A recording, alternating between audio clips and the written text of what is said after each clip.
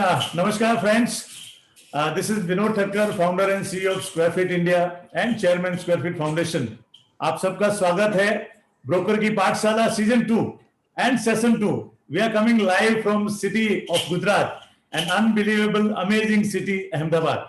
And I'm very happy to have today with me two very prominent Gujarati leaders. You know, Gujarat is a state of great leadership. Mr. Praveen Bavadia from City Estate Management and our very senior developer, Mr. Suresh Patel, President of Naredco Gujarat. Welcome both of you. And as all of you know that the broker की पाठशाला का जो मकसद है वो पूरे हिंदुस्तान में, पूरे वर्ल्ड में जो ब्रोकर फ्रेटर्निटी है उनको एक प्लेटफॉर्म पे लेके आने की, उनके लिए रियल एस्टेट के लगती जितनी भी नई जानकारी है आप तक पहुंचाने की, और हम सब साथ में मिलकर एक अच्छा नेटवर्किंग कर सके और हम सब अपने बिजनेस को आगे बढ़ा सके, यही मकसद है ब्रोकर की पाठशाला का। हर सेशन की तरह इस सेशन भी हम हमारी शुरुआत प्रेयर से करेंगे। So I want all of you to please join me in the prayer. Gurur Brahma, Guru Vishnu, Gurur Devo Maheshwara, Guru Sakshat Param Brahma, Tasmai Sri Gurave Namah. सर्वेपि सुखिनः सन्तु सर्वे सन्तु निरामया सर्वे भद्राणि पश्यन्तु मा कश्चित् दुःखमाप्नुयात्। ॐ सहना सहनौ भुनक्तु सह वीर्यं करवावहे तेजस्वी नावधीतमस्तु मा विद्विषावहे। Om Shanti.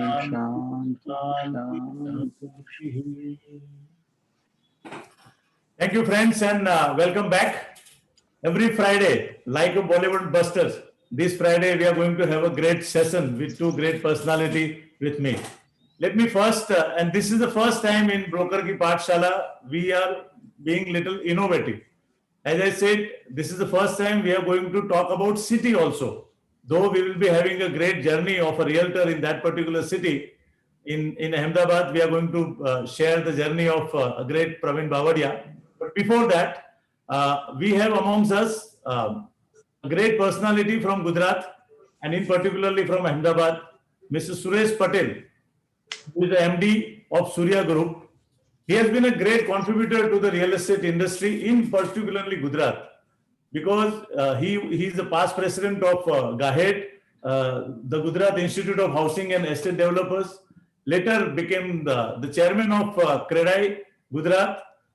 He is the founder secretary of Sharda Dham, chairman of Vishwa Umyadhan Project Development. He is currently a director of Gujarat State Road Development Corporation and currently the president of Naredco Gujarat. His contribution to Gujarat real estate is amazing because me personally, I have been listening to him, interacting with him at different forums in Gujarat for last 15 years. He is, I would say, a great brand ambassador of Gujarat, and especially he has been invited by UK and USA in the team of our Prime Minister Narendra Modi to promote Gujarat and bring a lot of investment across the world. His contribution as a social is amazing. He has a special place in his heart for the children. He is a strong opposer of child work, especially in construction industry. He has been associated with many social organizations, and he is somebody who has a sense of belonging for Gujarat, and in particularly Ahmedabad. He has been working as a developer for more than 3 decades. And today he is going to share with us about the city, the capital of Gujarat, not Gujarat, but it is a Manchester city of Gujarat, I would say. Though the capital is Gandhinagar, but most of the real estate construction activity is happening at a rapid speed in Ahmedabad. So we are going to interact with Suresh Bhai to talk about what is Ahmedabad city, what kind of opportunities are available for real estate, what kind of infrastructure is coming, and how active and what kind of rules and regulation in Gujarat, if some real estate agent want to work, if any developer want to come and work, and if somebody want to invest in real estate in Gujarat, I think Suresh Bhai is going to give us amazing tips about the city. So let's have a city tour of Ahmedabad from great Suresh Patel. Suresh Bhai, welcome to you once again to Broker Ki Pathshala. Let me ask you a very simple question. How do you define Ahmedabad? सबसे पहले तो मैं आपका शुक्रिया अदा करना चाहता हूं कि आपने इस पर्व में पूरे राष्ट्र के सम्मानीय जितने भी ब्रोकर से उनके साथ मिलने का ये मौका दिया। और आप जानते हैं कि कोविड के माहौल में सभी लोगों को हम प्रत्यक्ष रूप से नहीं मिल पा रहे हैं, तो अप्रत्यक्ष ही सही मगर ज्यादा क्लोज आपको फील करता हुआ विनोद भाई, और बहुत अच्छा लग रहा है। और I am also thankful to Praveen भाई की उनकी वजह से आज दोबारा आपसे मिलने का मौका प्राप्त हुआ है। सभी दर्शक जितने भी आप देख रहे हैं कार्यक्रम, सभी को मैं अहमदाबाद की ओर से आप सबका स्वागत करता हूं। और जैसे आपने बताया हल्का सा छोटा सा टूर हम अहमदाबाद का कर लेते हैं, और उसके साथ साथ रियल एस्टेट पर्सपेक्टिव किस तरह से हम अहमदाबाद को देख रहे हैं, गुजरात को देख रहे हैं, उसकी भी हम आपके साथ चर्चा करेंगे। छोटा सा मैं पुरानी बात बताऊं तो it's a very 14th century में एक्चुअली आशा भील ने यहाँ पे अहमदाबाद की स्थापना की थी, जिसका उस वक्त नाम था आशापल्ली। Yes. उसके बाद सोलंकी राज आया और सोलंकी राज ने इसका नाम कर दिया कर्णावती, यानी आप आशापल्ली करो कर्णावती करो। मगर 15th सेंचुरी में जब अहमद शाह सुल्तान ने इसको अहमदाबाद नाम दिया, तभी से लेके आज तक अहमदाबाद, और गुजराती में हम प्यार से बोलते हैं अहमदाबाद नाम उसका है। तो आशापल्ली से लेके कर्णावती से लेके अहमदाबाद, उसकी मंजिल बहुत दूर है, अभी और भी ज्यादा मंजिल बनानी है, मगर उसका जो पाथ है वो बहुत ही अट्रैक्टिव रहा हिस्टोरिकली, और उसका बहुत सारे चीजें हैं जिसकी मैं आपसे बात करना चाहता हूँ।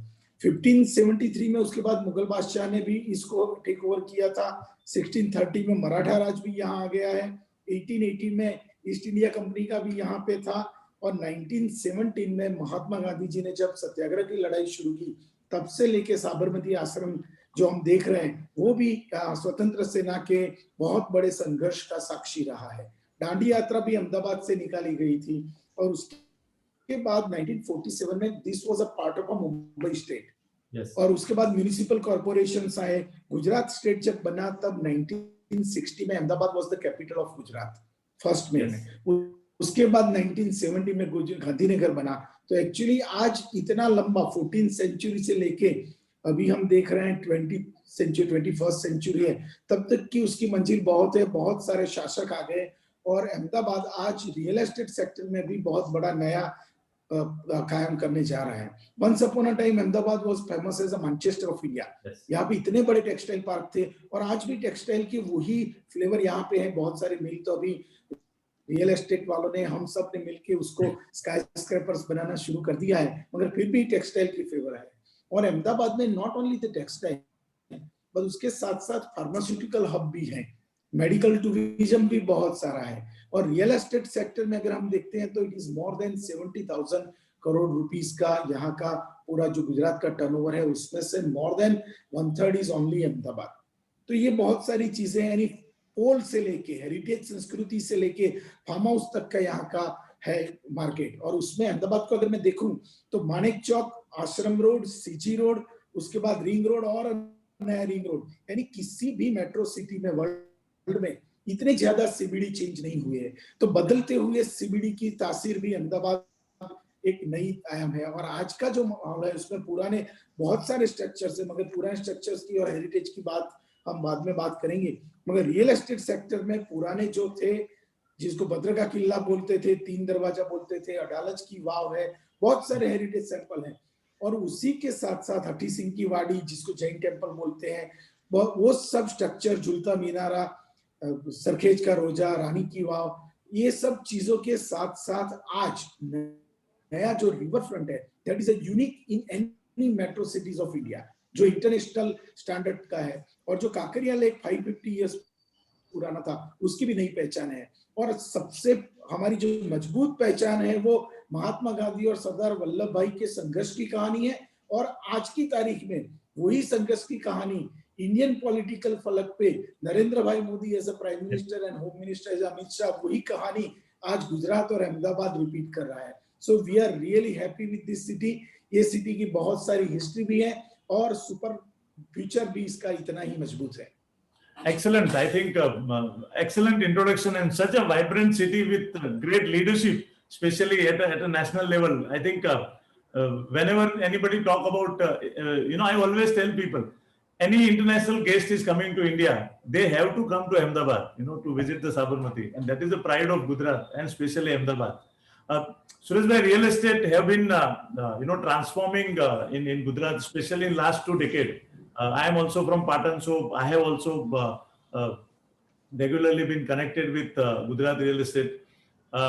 जो एक टिपिकली पहले ओल्ड अहमदाबाद था, समझो जैसे Ashram road was as you said correctly, उसका सीबीडी चेंज होते जा रहा है, बट उसके जो रूल्स एंड रेगुलेशन है जो रियल एस्टेट को लग के, बिकॉज जब भी प्लॉटिंग्स डेवलपमेंट हर एक जो भी आप मेट्रो बॉम्बे और दिल्ली को छोड़ देंगे तो बाकी सारे सेंटर में ऐसा हुआ कि पहले प्लॉटिंग डेवलपमेंट होता था, फिर 4 माले की बिल्डिंग बनी, फिर 10 माले की बनी, फिर हाई राइज आई. उसका कुछ स्टोरी बताइए, अहमदाबाद में कब से ट्रांसफॉर्मेशन शुरू हुआ, मतलब वो जो प्लॉटिंग डेवलपमेंट से लेके. अगर हम देखते हैं तो अहमदाबाद में पोर्ट जो थे वहां से लेके नारायणपुरा नवरंगपुरा आंबावाड़ी डेवलप हुआ. उसी के बाद नए एरियाज जो डेवलप हुए वो आपने देखा सीजी रोड के बाहर निकल के 132 फीट का रोड और यूनिवर्सिटी एरिया डेवलप हुआ. उससे आगे जब हम आएंगे तो 16 रोड डेवलप हुआ जो हाउसिंग सेक्टर्स में बहुत सारा है. उसके साथ साथ आप दूरदर्शन एरिया है, तलतेज एरिया है, बोड़कदेव है, वस्त्रापुर के मेट्रोज हैं, नया प्रहलाद नगर है, और उसके साथ साथ जो अभी जो सिंधु भवन रोड एसपीआर जो बोलते हैं वो एरिया भी डेवलप हुआ. और Sardar Patel ring road 76 kilometre लंबा जो रिंग रोड है उसी के सराउंडिंग में नए अफोर्डेबल जोन हो रहे हैं.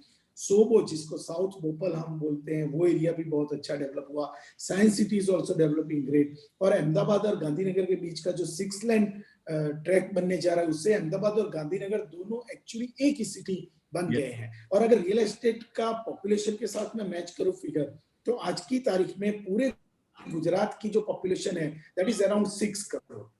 और आउट ऑफ 6 करोड़ 39.52% यानी अराउंड 2 करोड़ 40 लाख लोग हैं वो 26 मेट्रो शहर में बसते हैं.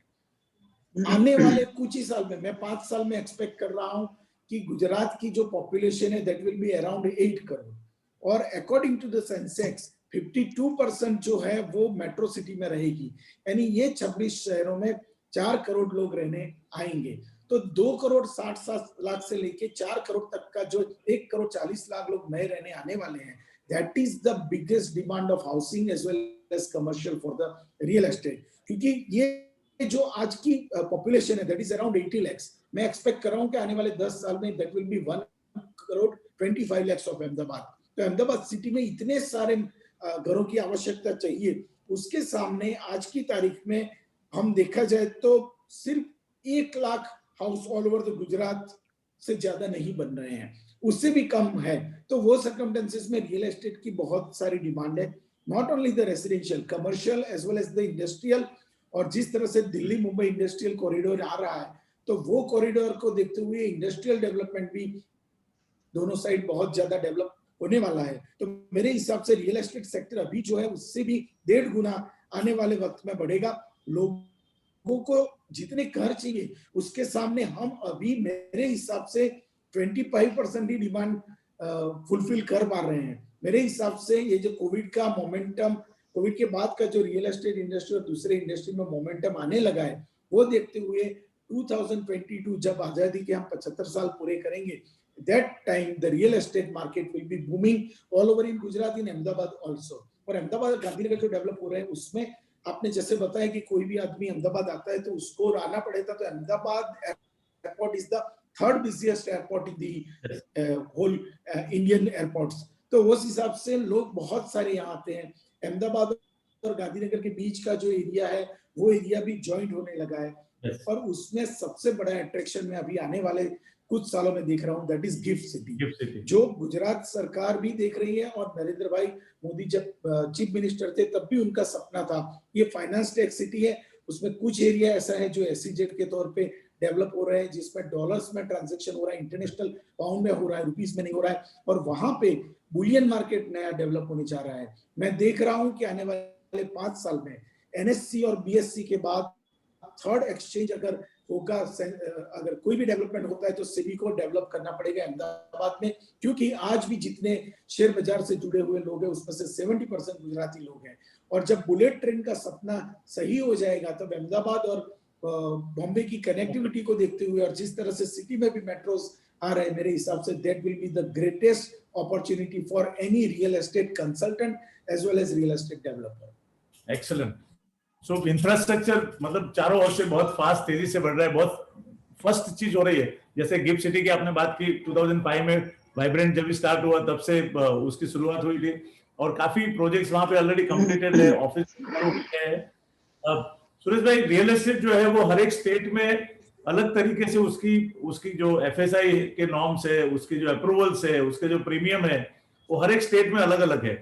तो कोई डेवलपर को अगर आना है वहां पे गुजरात में आके काम करना है तो कितना स्मूथ है? जैसे हमारे उधर मुंबई में सबसे ज्यादा पूरे इंडिया में अगर प्रीमियम और प्रोसेसेस है तो सबसे ज्यादा मुंबई में है, तो गुजरात में वो इतनी स्मूथ प्रोसेस है और किस टाइप के एफएसआई के नॉर्म है? अगर कोई एक प्लॉट के ऊपर कहाँ पे कोई पर्टिकुलर लोकेशन के हिसाब से क्या उनके अंदर चेंजेस आते हैं एफएसआई के? As a real estate association में बोलूं तो एसोसिएशन की ओर से तो सभी जगह प्रॉब्लम है ही, क्योंकि हमें और भी सभी लोगों से जो प्रॉब्लम आते हैं वो गवर्नमेंट को प्रेजेंट करने ही होते हैं।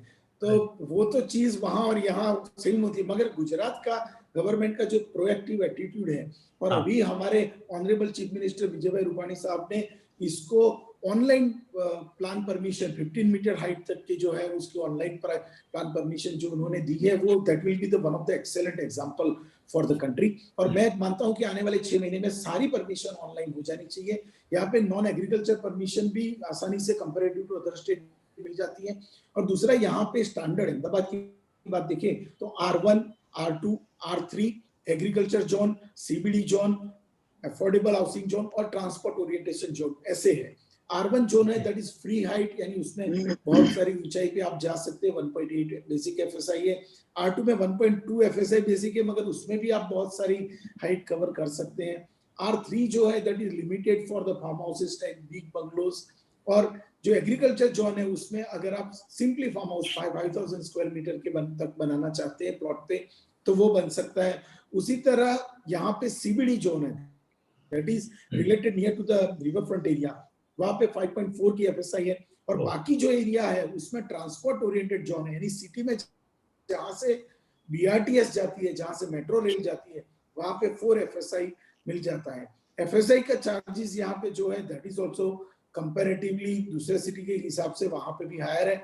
मगर एक चीज मैं बताना चाहता हूं कि आज का अहमदाबाद का developer on an average 3000 square feet से लेके 5000 स्क्वायर फीट के बीच में ही रेसिडेंशियल पॉकेट बेचता है, जो मेरे हिसाब से इतने अच्छे लुक्रेटिव और लिवेबल सिटी के लिए मेरे हिसाब से this is really a most affordable price comparative to any other big cities. नहीं, एकदम सही बताया आपने। जिस तरीके से ऑल ओवर इंडिया में जैसे पुणे हो गया या बैंगलोर, चेन्नई, हम उसके साथ में कनेक्ट करते हैं, दिल्ली में जैसे गुड़गांव वगैरह हो गया, अहमदाबाद का जो कनेक्टिविटी है और जो खास करके इंफ्रास्ट्रक्चर है, आई थिंक इतने अच्छे रोड्स, अभी मेट्रो एक लाइन मेरे ख्याल से स्टार्ट हो गई है, सबसे बड़ा स्टेडियम वहां पे आ रहा है आपका, gift city is happening. Can you share something about Dholera? Dholera is also one of the big township, if you can share something about Dholera. Dholera में भी डेवलपमेंट होगा इनिशियली, अभी एट प्रेजेंट इतना ज्यादा नहीं है, मगर बहुत सारे डेवलपर ने फ्यूचर प्लान करते हुए वहां पे जगह एक्वायर की कर दी है। मेरे हिसाब से फर्स्ट फेज जो आपका मेट्रोस का जो बोल रहे हैं that is between Thaltej to Kalupur area तक का है। और दूसरा जो है फेज जो इसी का खातमुहूर्त अभी 4-6 दिन पहले ही प्रधानमंत्री ने किया है, वो that phase is connecting Sabarmati Ahmedabad से लेके गिफ्ट सिटी और गिफ्ट सिटी से लेके महात्मा मंदिर का कनेक्शन करता है। तो मेरे हिसाब से Ahmedabad Gandhinagar will develop as a single city, और वो चीज वहां पे आ रही है। मोटेरा स्टेडियम आपने ठीक बताया, that will be the one of the biggest stadium और 1,10,000 की कैपेसिटी का, उसका हमने ट्रायल रन ऑलरेडी शुरू कर दिया है। और आने वाले मार्च और अप्रैल में we will like to invite after covid session कि आप सारे रियल एस्टेट कनेक्टेड लोग यहाँ आए और यहाँ से बहुत अच्छे लाइव मैचेस देखें। दूसरा जो अहमदाबाद का एक ब्यूटी स्पॉट्स के angle say that is golf. बहुत कम लोगों को मालूम है कि इतने सारे गोल्फ एक साथ एक ही सिटी में नहीं, गोल्फ का अगर कैपिटल देखा जाए तो अहमदाबाद है पूरे इंडिया में। Very good. तो जो गोल्फ लवर है उनको भी है, बहुत सारे क्लब्स भी हैं यहाँ पे, तो एक्टिविटी होती है। That is this is the most safest city. यानी रात को 2 बजे भी लड़की अकेली यहाँ पे स्कूटर लेके घूमती है, तो वो सिटी को डेवलप होने में कोई दिक्कत नहीं होती। और रात का जो खानी पीनी बाजार है, दैट इज ट्रिमेंडस। यानी आपको अहमदाबाद आए तो आपको करना पड़ेगा। यानी मैं जैसे बच्चन जी बोलते हैं कि कुछ नहीं, कच्छ नहीं देखा तो कुछ नहीं देखा, मैं ऐसा बताता हूँ रियल एस्टेट ब्रोकर के एंगल से। अगर आपने अहमदाबाद में कुछ नहीं बेचा तो कुछ नहीं किया, तो आपने सही में कुछ नहीं बेचा।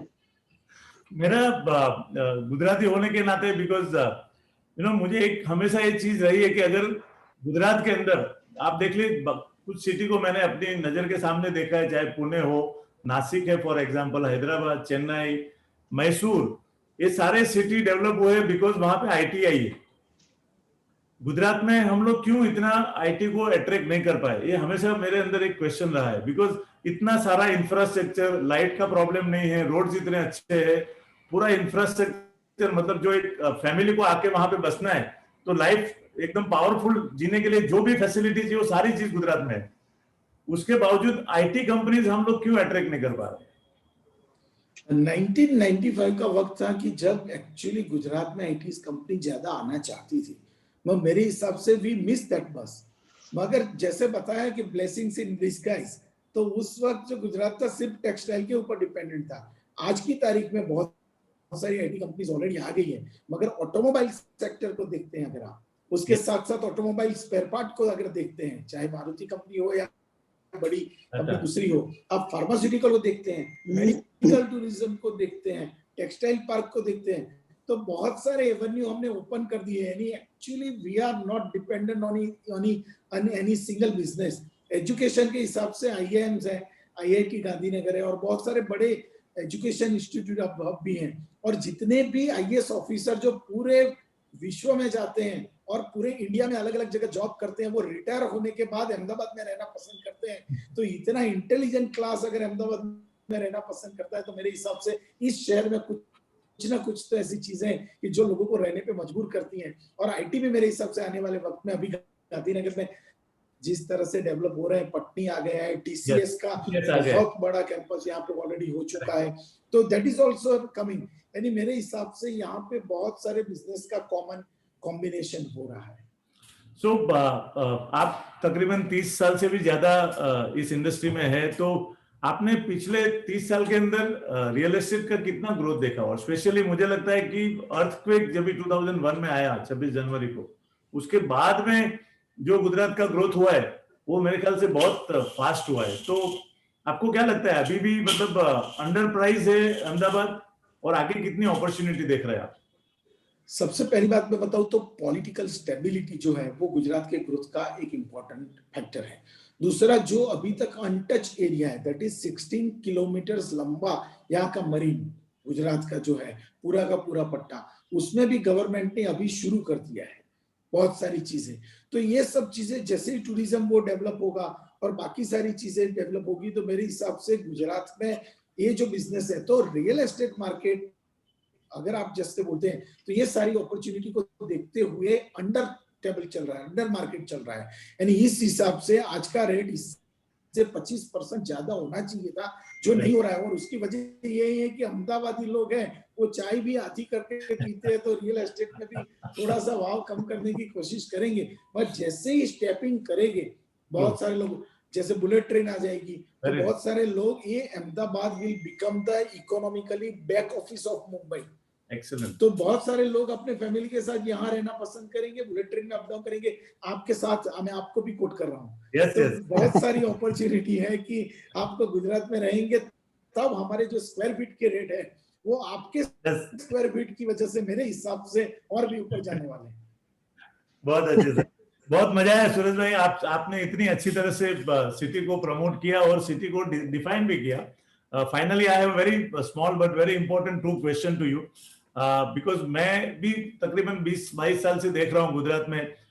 2000 के आसपास की साल में रियल एस्टेट के जो एजेंट्स थे, ब्रोकर्स थे, प्रोफेशनल रियल्टर थे, वो बहुत कम थे गुजरात में, स्पेशली इन अहमदाबाद में थे। और अभी पिछले 20 साल के अंदर पूरा ट्रांसफॉर्मेशन आया है इंडस्ट्री के अंदर, सेम विद डेवलपर ऑल्सो। सो आपको क्या लगता है कि अभी आज का जो इंडस्ट्री है, स्पेशली गुजरात में, रियल एस्टेट ब्रोकर का कितना रोल है ये इंडस्ट्री के अंदर? मैं आपको बताऊं तो जो गुजरात पब्लिक की मेंटालिटी है, तो बच्चा जब स्कूल में पढ़ता है ना, तब वो आईएएस होना नहीं चाहता है। सबसे पहले वो व्यापारी बनना चाहता है। तो गुजरात के जो रियल एस्टेट डेवलपर है और दूसरे व्यापारी लोग हैं, वो व्यापारी मानस से सोचते हैं, मगर ट्रेडिशनल कंजर्वेटिव फैमिली बिजनेस के एंगल से डेवलप करते हैं। तो इतना ज्यादा ऑर्गेनाइज नहीं थे पहले, प्रोफेशनल प्रैक्टिस इतनी नहीं थी, वो लोन भी ज्यादा लेना पसंद नहीं करते थे। जैसे मानिक चौक में बैठते थे, लास्ट 10 years में, और स्पेशली आफ्टर पोस्ट अर्थक्वेक ज्यादा ऑर्गेनाइज हुए, ज्यादा प्रोफेशनल हुए, बड़ा और विजन खुला है, ज्यादा कंस्ट्रक्शन लोन भी लेना उन्होंने शुरू कर दिया है। एक साथ 5-5, 7-7 प्रोजेक्ट रखना कर रहे हैं, जो पहले नहीं करते थे। तो वो चीज में उनको, जैसे दिल्ली और मुंबई और पुणे में, वो खुद अगर सभी चीज करने चाहेंगे कि कंस्ट्रक्शन भी मैं करूं, माल भी मैं बिकूं, तो मेरे हिसाब से ग्राहक भी उनको खुद ही होना पड़ेगा। तो उसमें से बाहर आने के लिए ये सबसे पहला जरूरी चीज था, वो that was about the marketing. तो 10 साल में, जैसे प्रवीण भाई हैं, उन्होंने भी डेवलप किया था यहाँ का ब्रोकर एसोसिएशन जो है रियल एस्टेट कंसल्टेंट, वो भी उन्होंने स्टार्ट किया था। तो वो बहुत सारी चीजें हैं कि उनके एफर्ट से, रियल एस्टेट सेक्टर के एफर्ट से ये ज्यादा प्रोफेशनल चीज पे जा रहा है, और बहुत सारा अपॉर्चुनिटी है रियल एस्टेट ब्रोकर्स का। और रेरा आने के बाद तो डेवलपर भी रजिस्टर है और रियल एस्टेट कंसल्टेंट भी रजिस्टर हो रहे हैं। तो that will be the biggest opportunity, great, for any real estate consultant. Yes. Thank you, Suresh bhai, for your time and excellent insight. And as we are going to unveil and interact with our today's Bollywood buster, Praveen Bavadia, what would you like to say about him? Your experience with him, your personal relationship with Praveen Bavadia. Praveen bhai को मैं मेरे अच्छे दोस्त के अलावा उनको more professional, enthusiastic, young, health conscious के साथ साथ वो प्रॉपर्टी का तालमेल बनाते हैं और जिस एनर्जी से काम करते हैं, he is a really gem person. और मुझे लगता है कि आने वाला जो रियल एस्टेट ब्रोकर्स नए डेवलप हो रहे हैं, वो प्रवीण भाई को, जैसे आपने सही बताया, वो एज अ ब्रांड एम्बेसडर देख के ही, मॉडल देख के डेवलप हो रहे हैं। और we have a good relationship, और उनका काम करने का जो तरीका है, ट्रांसपेरेंसी है, और जिस वे से वो डेवलप कर रहे हैं, आई एम थिंकिंग कि उनका जो सिटी एस्टेट मैनेजमेंट है, that will go on a great way. और आज मैं भी चाहता हूं कि प्रवीण भाई की जो स्टोरी है वो आपके साथ साथ यहाँ से सुनूं। सो we would like to welcome Praveen bhai and thank you very much for inviting. Thank you, Suresh bhai. And this was the first episode in terms of inviting somebody to talk about city. So for me and for Broker Ki Pathshala, this is going to be a long way in the history, that whenever after 5 years, 10 years down the line, when we speak about Broker Ki Pathshala, we will say that first time a developer who came and talk about city was Suresh Patel. So thank you for your time and आजादी की लड़ाई भी यहाँ से शुरू हुई थी। Yes. और रियल एस्टेट को ऊपर भी हम सब साथ मिलकर यहीं से ले जाएंगे। Absolutely. So thank you for your presence and your time. As a token of love and appreciation from Broker Ki Pathshala team and entire broker fraternity, we would like to present a small certificate to you for your remembrance, ताकि आप भी हमको life में याद रखेंगे कि आपने broker की पाठशाला में आपका contribution दिया था। Praveen bhai and Suresh bhai, I am associated with Rotary International for last 25 years. Rotary is an amazing organization which do a lot of good work for the society. So this year from Rotary Club of Mumbai Dahisar and our district of Mumbai, they have commitment to feed 1 million children. So in that program we are participating, and this is a certificate of appreciation from Broker Ki Pathshala to express our gratitude to Mr. Suresh D. Patel, President NAREDCO Gujarat, for his gracious presence and significant contribution in making Broker Ki Pathshala great success. We are pleased to sponsor 100 meals under Annapurna project by Rotary Club of Mumbai Dahisar, which will provide food for the underprivileged. For your presence, we are going to contribute for the 100 children's meal. So please accept this certificate. Thank you. You may continue to be there. when we interact with Praveen bhai. So बहुत बहुत शुक्रिया और सारे दर्शकों का भी बहुत बहुत शुक्रिया. thank you, Suresh bhai.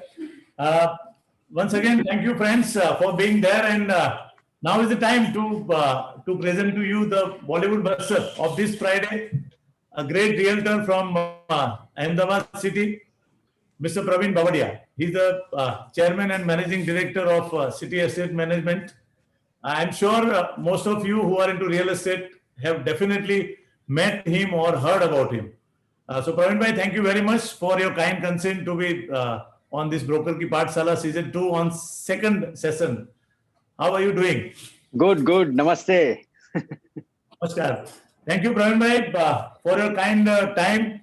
And I'm sure, friends, this session is going to be something extraordinary. I'm sure many of you must have never heard this kind of story in your life. Many who are working in real estate and struggling or their initial day of your business, and you may be getting failures at some certain time. There may be a lot of challenges, but I guarantee you, after 1 hour, after listening to Mr. Praveen Bavadia's story, I'm sure you all are going to get inspired. आपकी life की dictionary में से failure no शब्द निकल जाएगा. You will only look for the success. So welcome once again, Praveen bhai. Praveen bhai, I want to ask you about your family. Where are you from? दो अभी आप अहमदाबाद में, लेकिन आपका बर्थ कहाँ पे हुआ? कहाँ से है आप? विनोद भाई, मेरा बर्थ एक स्मॉल विलेज, छोटा सा गांव में मेरा जन्म हुआ है. यहाँ से करीबन 400 किलोमीटर दूर जरगली गांव है, स्मॉल टाउन में. वहाँ पे तकरीबन 4000 की पॉपुलेशन है और नियर गिरगरेडा से 2 किलोमीटर जरगली गांव है. और मैं फैमिली में सबसे बड़ा हूँ. मेरा फादर एक फार्मर थे और सबसे बड़ा मैं हूँ और 2 सिस्टर और छोटा भाई. और हम लोग क्या पाटीदार समाज से आते हैं. तो फादर 15-20 बीघा जमीन, छोटा सा गांव, और प्राथमिक शाला में पढ़ाई की हमने 1 to 7 जरगली प्राथमिक शाला. एंड सॉरी, वही गांव में स्कूलिंग हुआ आपका? वही गांव में गुजराती मीडियम में. एंड देन वहाँ पे 7th स्टैंडर्ड तक था और 8th के लिए मेरे को 8th स्टैंडर्ड के लिए जाना पड़ता था वहां से 2 किलोमीटर साइकिल लेके. क्या बात? तो साइकिल लेके 9 किलोमीटर? नहीं, 2 kilometre. 2 kilometre, okay. Girgareda village है, छोटा सा स्मॉल. और वहाँ पे मैंने 8th स्टैंडर्ड तक पढ़ाई की. एंड देन बाद में मैं तूफानी था, छोटा सा था, तो मारपीट ये झगड़ा ये सब था. तो फादर ने बोला कि आपको मैं एक हॉस्टल में, जाफराबाद करके अमरेली डिस्ट्रिक्ट में एक दरिया किनारे करीबन 2 लाख की पॉपुलेशन वाला एक सिटी है. वहाँ पे हॉस्टल थी, गंगादास पुरुषोत्तम दास पारेख. वहाँ पे कुमार छात्रालय, बीच में स्कूल एंड कन्या छात्रालय. यानी कि आपको एक वहाँ पे अंदर जाने का और 6 महीने के बाद ही घर पे आने का. अच्छा, इतना डिसिप्लिन. और अपने बोलते हैं ना, जब्बा कुर्ता में ही रहने का और स्कूल ड्रेस 2 ही. दूसरा कलरफुल कपड़ा अलाउड नहीं था वहाँ पे. उस जमाने में ड्रेस रहते थे. यस 5 बजे के उठने का वो पूरा शेड्यूल फिक्स हो जाता था. तो पूरा डिसिप्लिन वहां से हम सीखे काफी. तो फादर की इतनी कैपेसिटी नहीं थी, तो वहां पे वो टाइम पे तकरीबन साल का 10,000 रुपया फीस था, रहने का, खाने का, पीने का. 10,000 वहाँ? हाँ, 10,000 रुपीज फी ईयरली. हाँ. तो वहाँ पे मेरे को 9, 10, 11 वहाँ पे पढ़ा. एजुकेशन वहाँ से लिया, काफी डिसिप्लिन सीखे. वहाँ पे का सभी धर्म के, सभी कास्ट के लोग रहते थे, हिंदू, मुस्लिम, सिख, ईसाई, सभी ऑल कास्ट वाले रहते थे. तो वहाँ पे स्कूल में काफी डिसिप्लिन सीखे. बाद में देन 11th में 12th मैंने मैं वापस ऊना में किया. अप डाउन करता था, वहां से करीबन 6-7 किलोमीटर था मेरे गाँव से. लेकिन आप उधर हॉस्टल में 3 साल रहे? बिकॉज मैं खुद भी हॉस्टल में रहा हूँ, तो मुझे मालूम है हॉस्टल जैसा लाइफ, मतलब जो सिखाता है ना हॉस्टल, वो लाइफ में कहाँ से भी सीख नहीं मिलती है. तो आई एम श्योर आपको हॉस्टल में 3 साल रहे तो कुछ ना कुछ ऐसे इंसिडेंट्स तो हुए होंगे जो लाइफ चेंजिंग होंगे. लाइफ, हाँ, काफी. वहाँ पे कैसा था कि वहाँ पे पैसा वाले के भी लड़के आते थे, छोटे गरीब लोग लड़के भी बच्चे आते थे पढ़ने के लिए. तो हम लोग वो टाइम पे तो क्या फैसिलिटी, वहाँ पे एक साथ 5-6 बाथरूम होते थे, अटैच टॉयलेट नहीं थे. तो 5 बजे उठ के लाइन में खड़ा रहना पड़ता था. तो वो भी उसकी भी मजा थी। और हाँ, वहां पे 3 बिल्डिंग था, सत्यम, शिवम एंड सुंदरम। अच्छा, हाँ हाँ, यस। तो और पीछे कन्या छात्रालय, तो एक साथ पूरा माहौल अच्छा था। तो वहां पे काफी कुछ हम सीखे 5 बजे। और मैं एनसीसी में था 1 साल, तो एनसीसी का भी एक्सपीरियंस अच्छा रहा। तो वहां पे भी एक इंसिडेंट मेरे को बना था। हाँ, वो टाइम पे मैं स्टोर मंत्री था। वहां अच्छा, पे क्या बात, हाँ, एक स्टोर था वहां पे, वो स्टोर में हैंडल करता था। तो वहां पे मेरे को, मैं लीडर, अकेले, या अकेले बाहर जाने की परमिशन थी मेरे को। क्या तो बात, वहां से मेरे को एक सोना की वीटी मिली रास्ते में से। अरे वाह, या तो मेरे पास रख ली। बाद में मेरे को, मेरा एक फ्रेंड को मैंने बोला कि मेरे को ये वीटी मिली है, तो बोले हाँ, अपने को रखने नहीं चाहिए। बाद में मेरे को कुछ डांट पड़ी, लोगों ने मेरे को, ये अध्यक्ष ने मेरे को 1-2 थप्पड़ लगाई। हाँ, तब से आज से डिसिप्लिन, कोई भी चीज को हाथ नहीं अड़ाने का और रिस्पेक्ट से रहने का। और बाद में मैं 11 छोड़ के, मेरे को बुरा लग गया वो टाइम पे, तो हाँ, काफी सीखा। और वापस मैं आ गया मेरे होम टाउन जरगली में। एंड देन मैं हाँ, वहां से अप डाउन करता था। 12th में वहां पे शायद ही हाई स्कूल में कंप्लीट किया मैंने। हम्म, और फादर को मैं हेल्पफुल भी होता था वो खेती के टाइम पे। वो भी एक मजा आता था, वो टाइम था अपना। और करेक्ट, मैंने हाँ, एग्जाम 12th का दिया। और मेरे अंकल एक अहमदाबाद में रहते थे, बापू नगर में। इज हाँ, डायमंड डायमंड का काम करते थे। तो तभी मैंने, डायमंड का बहुत चलता है, हाँ हाँ, करेक्ट, डायमंड का सूरत और अहमदाबाद में काफी फैक्ट्री थी डायमंड की। तो यस, वो टाइम पे मेरे मेरे काका को बोला, मेरे को आप अहमदाबाद एक बार दिखाओ, मेरे को अहमदाबाद देखना है। तो बोले ठीक है, तुम मेरे साथ आ जाना। तो उसके साथ में अहमदाबाद आया। तो अहमदाबाद बापू नगर में वो रहते थे, ये सिटी से आउटस्कर्ट में है। जो हाँ, डायमंड फैक्ट्री वगैरह है वो बापू नगर में। बराबर, बराबर, तो बापू नगर में वो टाइम पे आया, तो वहां पे गुरुकुल आने के लिए एक बस आती थी 51 नंबर की। तो हाँ, उसने मेरे को एक 51 नंबर लिख दिया और विजय 4 रास्ता पे ड्रॉप हो जाने का। तो मैं विजय 4 रास्ता पे आके मंदिर में आया, तो बड़े बड़े इमारत देखी, बिल्डिंग देखी। मैंने बोला अपने को तो यहाँ पे कोई रिश्तेदार नहीं है और अहमदाबाद में रहना है, सेट होना है। तो मंदिर में स्वामी जी के पास आया था। हमारे गांव में क्या स्वामीनारायण टेम्पल है, तो हाँ, संतों वगैरह साल में 1-2 बार आते थे। तो अच्छा, स्वामी जी ने मेरे को बोला कि आप अहमदाबाद कभी आना, और मंदिर में अपने रहने का सब फैसिलिटी है हाँ, गुरुकुल में। जो हाँ, मेमनगर गुरुकुल है, अभी मेरे करेक्ट, ऑफिस के सामने ही है अभी भी। तो वो टाइम पे मैं आके स्वामी जी को मिला, जय स्वामीनारायण किया। मैंने बोला स्वामी जी मैं आ गया हूँ। तो बोला हाँ, यहाँ पे अभी तो जगह नहीं है, तेरे को जाना पड़ेगा एसजीवीपी, हमारी जो नई संस्था बन रही है, वहां पे तो अभी जंगल है, हाँ, वहां हाँ, पे रहने का, सेवा करने का, संतों के साथ रहने का। तो वो टाइम पे यहाँ से डेवलपमेंट नहीं था सिटी का। 95 में तो क्या अहमदाबाद इतना डेवलप नहीं था, धीरे करेक्ट, धीरे डेवलप हो रहा था। तो मैं वहां पे छारोड़ी 1 महीना वहां पे रहा, मंदिर में स्वामी जी की सेवा की, एसजीवीपी बन रहा था। हाँ, बाद में मेरा 12th का एग्जाम देके मैं आया था। तो स्वामी जी को बोला मेरे को अभी एग्जाम, मेरा रिजल्ट का टाइम हो गया है, तो मेरे हाँ, को अभी जाना पड़ेगा। तो स्वामी जी ने बोला कि 65% अप आएगा तो ही तेरे को गुरुकुल में एडमिशन मिलेगा। अच्छा, तो बाद में मैं यहाँ से, करीबन 400 किलोमीटर है मेरा गांव। हाँ, तो वहां से मैंने यहाँ से बस में गया। रिजल्ट मेरा आया, मेरा 68+ आया। क्या बात है, तो हाँ, वापस पूरा बैग लेके वापस अहमदाबाद गुरुकुल मैमनगर में आया। तो वेरी गुड, स्वामी जी को बोला कि स्वामी जी 68+ है। तो स्वामी जी हाँ, ने बोला वेलकम। तो मैं, मेरे को जो आज मैं जो कुछ हूँ, जिस वजह से मैं हूँ, तो स्वामीनारायण गुरुकुल मैमनगर है। तो वेरी गुड, मेरे को एडमिशन मिल गया वहां पे, रहने का, खाने का पूरा डिसिप्लिन सीखे, 5 बजे उठने का पूरा कंप्लीटली। वहां से डिसिप्लिन और मैनर्स वहां से हम लोग सीखे। तो मैंने एडमिशन लिया एचके आर्ट्स कॉलेज में। अरे वाह, या और कॉलेज में एडमिशन लिया। वो टाइम पे क्या था, मंदिर में, मैं ऑफिस में, मेरे को, मैं पूरा एडमिन वो सब देखता था।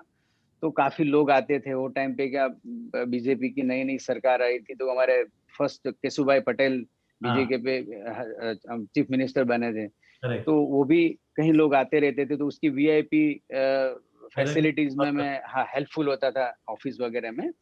तो काफी वहां से इंटरेक्शन हुआ। तो मेरा कॉलेज टाइम था मॉर्निंग का, तो यहाँ से 51 नंबर की बस पकड़ के मेरे को कॉलेज में जाता था। और कॉलेज में भी काफी फ्रेंड्स सब मिल गए मेरे को। तो धीरे धीरे स्टेप बाय 1 साल मंदिर में रहा। तो मेरा एक फ्रेंड मेरे को मिल गया मंदिर में ही, एक भरत हाँ, करके है मेरा दोस्त, भरत कोराट, अभी भी अपने सब बस, हाँ, कंसल्टेंट ही है और एआरएम में मेंबर भी है। Yes, तो yes, yes. हाँ, भरत और मैं मिले तो भरत ने एक दूसरा, एक धनजी भाई दुधात करके एक मेरे से सीनियर था बंदा, तो बोले हाँ, अपने को ट्रांसपोर्ट का बिजनेस शुरू करते हैं। मैंने बोला ऑलवेज बी पॉजिटिव। अभी अहमदाबाद का पूरा नक्शा मालूम नहीं, अहमदाबाद सिटी के बारे में पूरा नॉलेज भी नहीं। आपको तब तक रियल एस्टेट क्या है तब तक कुछ मालूम ही नहीं था जिंदगी में? कुछ मालूम नहीं, कुछ अच्छा, मालूम ये नहीं। कोई मतलब प्लान नहीं था कि मैं एक दिन रियल एस्टेट में आऊंगा, ऐसा कुछ भी नहीं था? नहीं, मेरा तो ड्रीम था वेरी, फादर का, तो मैं एक हाँ, एडवोकेट बनूंगा एलएलबी अच्छा, करके, एक वेरी अच्छा गुड, लॉयर बनूंगा। फादर का तो ड्रीम है था। ओके। तो बोले कि ट्रांसपोर्ट ट्रांसपोर्ट सेक्टर, का हाँ, ट्रांसपोर्ट का बिजनेस करते हैं। मैंने बोला हाँ, ट्रांसपोर्ट का बिजनेस? बोले मैं हूं ना, मेरे पास, आप हैंडल करना ऑफिस वगैरह। मैंने बोला ठीक है। तो हम लोगों ने 3 गाड़ियां ली, हाँ, टाटा, टाटा की। ओके, तो हाँ, और बालकृष्ण ट्रांसपोर्ट नाम की एक कंपनी चालू की, अरे ये वाह, ड्राइव इन रोड पे ही। हाँ, तो हाँ, वो टाइम पे 96 के आसपास का जो टाइम था, तो डेवलपर्स थोड़ा पीक पीरियड था और बाद में थोड़ी मंदी आई। इंडिया, तो हम बराबर, लोग ग्रिड, कपची, रेती वगैरह सप्लाई करते थे डेवलपर्स की वहाँ। ओके, हाँ, तो 6 महीना मेरा कॉलेज भी, एसवाई सेकेंड ईयर मेरा चल रहा था, हम्म, और घर की भी परिस्थिति थोड़ी वीक, फार्मिंग के ऊपर पूरी आधारित हाँ, था पूरा मेरा फैमिली भी। तो फादर को पता चला कि ये तो अपना बिजनेस नहीं है, तेरे को तो मैं पढ़ने के लिए भेजा अहमदाबाद, और तू अरे, तू ये बिजनेस, ट्रांसपोर्ट बिजनेस में कैसे आ गया भाई साहब? हाँ, तो पापा ने मेरे को, मैंने रिक्वेस्ट किया था तो 25,000 मेरे को दिया था वाह, ट्रांसपोर्ट में डालने के लिए वो टाइम पे, किसी को मेरे रिश्तेदार के वहां से लेके। हाँ, तो 3 पार्टनर थे हम लोग, तो थोड़ा ये ट्रैक मेरा साइड ट्रैक में चला गया था, मेरा फील्ड नहीं था, मेरे को आगे पढ़ना था, मेरी पढ़ाई बाकी थी। तो फादर ने मना किया, तो मैं छोड़ के पूरा कंप्लीटली बीच में से, और 10 बाय, ये गुरुकुल में निकले तो यहाँ पे रहने के लिए तो एक घर चाहिए ना भाड़े पे। तो हम लोग एक ओके, 10 बाय हाँ, 10 की रूम रख के 3 लोग रहते थे। हाँ, तो खाना जात में पकाते थे, छोटा सा प्राइमस भी रखता था, वाह, और सब सेल्फ मेड थे यस, कंप्लीटली। तो इंद्रप्रस्थ अभी भी है मेरे, ये ड्राइव इन रोड पे ही है, वहां पे E002 नंबर की मेरी रूम हाँ, थी। तो वो टाइम पे मेरा ड्रॉप हो गया था 1 साल। तो मेरा एक डेवलपर्स था, अभी नाम रिनाउंड नेम है, शालिग्राम डेवलपर्स, उनका हाँ, प्रीवियस, अभी भी घनश्याम टिम्बर करके उनकी टिम्बर शॉप थी। हाँ, हाँ, तो वहां पे मैंने 800 रुपया में नौकरी चालू की, अरे वाह, जॉब चालू की वहां पे। वो लोग बरमाटी, गाना, ये सब लकड़ी का काम भी था, अकाउंट भी देखता था। 3-4 अलग अलग डिफरेंट डिफरेंट बिजनेस थे उन लोगों का, स्टील का भी बिजनेस था, कप, ये लोखंड का भी, ये सब फैब्रिकेशन का भी था। एयरटेल इंजीनियरिंग करके कंपनी थी। तो 800 रुपीज में मैं मॉर्निंग में जाता था, यहाँ से ड्राइविंग से हमारा थलते थलते से रामदेव मसाला एसजी रोड पे। हम्म, तो ये पूरा मेरा सिस्टम में, सुबह में अपने पास स्कूटर भी नहीं वो टाइम पे, तो लीफ मांग के जाने का, थलते रुकने का, दूसरा एक गाड़ी पकड़ने का। तो ये पूरा सिलसिला 1 साल मैंने जॉब किया वहां पे एक कंपनी में। हाँ, हाँ, बाद में मेरे को बोला कि तेरे को 2000 सैलरी कर दूं प्रवीण भाई, आप रुको। मैंने बोला मेरा लास्ट ईयर कंप्लीट मेरे को करना है, और करेक्ट, मेरा कुछ मकसद और है, आगे बढ़ना है मेरे को। एंड देन मैंने मेरा लास्ट ईयर बीए मैंने कंप्लीट किया, रेगुलर स्कूल जाने का, लाइब्रेरी पे पढ़ने का, पूरा एजुकेशन पे फोकस किया। बाद में मैं लास्ट ईयर कंप्लीट करके, एग्जाम लास्ट पेपर था मेरा, घर पे आया, फ्री था मैं। वो टाइम पे मैंने सोचा कि चलो क्या करेंगे, एसजीबी में भी जॉब का ऑफर था, तब हाँ, एसजीबी बन गई थी, स्कूल वगैरह चालू हो गया था। तो मैंने बोला स्कूल में तो जाना नहीं है, अपना ड्रीम जबरदस्त है। मैं कभी भी निराश होता था तो ये डेल कार्नेगी है, स्वेट मार्टन का बुक्स पढ़ता था, ऑलवेज बी पॉजिटिव, हाँ, पॉजिटिव एनर्जी थी कुछ करने की। क्योंकि आज मेरी सिचुएशन ही ऐसी थी, सबसे बड़ा मैं था, छोटी सी मेरी बहन थी, छोटा भाई था, तो सब रिस्पॉन्सिबिलिटी मेरे पे थी, करेक्ट, उसका एजुकेशन से लेके पूरा कंप्लीट करने की। तो एक कंसल्टेंट आया मेरे ये इंद्रप्रस्थ के नीचे, बोले हाँ, भाई साहब आपके पास फ्लैट रेंट पे मेरे को चाहिए, मिलेगा? मैंने बोला आपको चाहिए? मैंने बोला मैं कंसल्टेंट हूँ, मेरी हाँ, पार्टी के लिए चाहिए मेरे को फ्लैट। वो कौन था मैंने वो? ये 96 की बात कर रहा हूँ हाँ, मैं। नाम याद है उसका कंसल्टेंट का? और हाँ, आश्लेष जोशी है, आज भी मेरा गुरु है। हाँ, आश्लेष जोशी आज भी ये तो कंसल्टेंट है, हमारे आश्लेष MP भाई। को भी अच्छा लगेगा, आप एक्नॉलेज करेंगे तो। या अश्लेष भाई को आज भी मैं याद करता हूँ, यामा लेके आया था, छोटी सी हाइट थी उसकी। क्या बात है, तो वेरी, बोले हाँ, तो बोले फ्लैट मिल जाएगा, हाँ मिल जाएगा भाड़े पे। तो बोले आपका कांटेक्ट, वो टाइम पे पेजर चलता था, यस। तो मैंने उसको पेजर नंबर, उसने मेरे को लिख के पेजर नंबर दिया। मैंने बोला आपको रात को मैं पेजर करूंगा भाई साहब। तो मैं वो जो ऊपर वाले मेरे पड़ोसी थे तो उसको पास गया, बोला आपका फ्लैट रेंट पे देना है? तो कहा देना है। तो बोले हमारा एक फीस लगेगा, ब्रोकरेज फीस। हाँ हाँ दलाली बोलते थे वो टाइम पे, तो हाँ ब्रोकरेज तो भी बाद में आया वर्ड्स। तो तो बोले हाँ बेटा तेरे को दूंगा, मेरे को दूसरे ब्रोकर हमको देते ही हैं, आपको भी देंगे ब्रोकरेज, कोई दिक्कत नहीं। तो भाई को मैंने पेजर लगाया, भाई ना का फोन आया। वहां पे क्या है, पीसीओ में वेट करना पड़ता है बाद में, वो टाइम पे एसटीडी पीसीओ था अपना। तो उसका फोन आया, वो पार्टी को लेके दूसरे दिन आ गए, तो चाबी का बंदोबस्त कर दिया था मैंने। तो वो टाइम पे निरमा नया नया शुरू हुआ था, निरमा जो है इंस्टीट्यूट। तो वो लड़के थे, उसको घर पहली नजर में पसंद आ गया घर, और टोकन दे दिया। और एग्रीमेंट को मेरे को भी पता नहीं था, तो एग्रीमेंट कैसे बनाना है, वो टाइम पे तो पुलिस वेरिफिकेशन कुछ भी नहीं था, कुछ भी नहीं था। सिंपल सिंपल नोटराइज एग्रीमेंट था। करेक्ट। तो एग्रीमेंट किया, to deposit 1 month rent advance and 1 month मेरे को ब्रोकरेज मिला।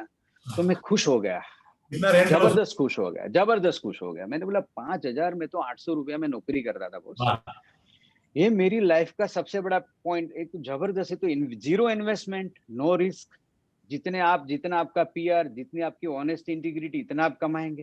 बराबर। मैंने सोचा कि ये तो जबरदस्त बिजनेस है। तो 5,000 आया, तो मैं गांव में मेरी सिस्टर का वो स्कूल में फीस भर दिया। वापस आया मैं अहमदाबाद में, इंद्रप्रस्थ में। तो मैंने मार्केट में जाके सर्वे किया कि यहाँ नंबर 1 कौन है, कितने कंसल्टेंट हैं, क्या बात आगे कैसे बढ़ना है। एक काम तो कर लिया, अपने पास साइकिल भी नहीं, स्कूटर भी नहीं, और अपना दम पे लड़ने का है अकेले को। तो बाद में साला एक ट्रांजेक्शन तो हो गया, हाँ बाद में 1 महीना हुआ, 2 महीना हुआ। कोई भी बंदा आता है तो उसको मैं स्कूटर के लिए पार्टनरशिप ही ऑफर देता था कि भाई साहब तू स्कूटर तेरा, और मैं तेरे को आधा आधा ब्रोकरेज कमाऊंगा तो आधा तेरे को दूंगा भाई साहब। क्या बात है। कहीं बड़े बड़े कंसल्टेंट मेरे को अंदर ऑफिस में नहीं आने देते थे, हम्म। धक्का मार के निकाल देते थे, टाइम नहीं है हमारे पास। मैंने बोला अपना टाइम आएगा दोस्त, हाँ अपना सही टाइम आएगा, धीरज धीरज रखो। स्लोली बट सक्सेसफुली कोई भी अपने कार्य करते हैं तो स्लोली बट सक्सेसफुली, पैशन होना चाहिए कोई भी चीज में। बात। पैशन नहीं है तो कुछ भी नहीं कर पाएंगे लाइफ में आप। तो धीरे धीरे में 1 महीना 2 महीना, कोई ल्यूना वाला छोटा ब्रोकर मिले तो उसके साथ आज भी याद करते हैं मेरे को, जितने हमारा मुकेश पंड्या है, कितने विमल पट शाह है, अ, अभी भी जिसका नसीब दौड़ते हैं, इतना आगे दुनिया है ये, स्काई इज नो लिमिट। या तो काफी परेशानी हुई। तो एक दिन मैं जो जिस रूम में रहता था, एक मेरा दोस्त था, वो भी साथ में रहता था, दूसरा एक, अभी नाम नहीं बताऊंगा। और हाँ, हमारे ट्रांसपोर्ट वाली बात मैं कहना भूल गया, भरत मेरे साथ में था ट्रांसपोर्ट में।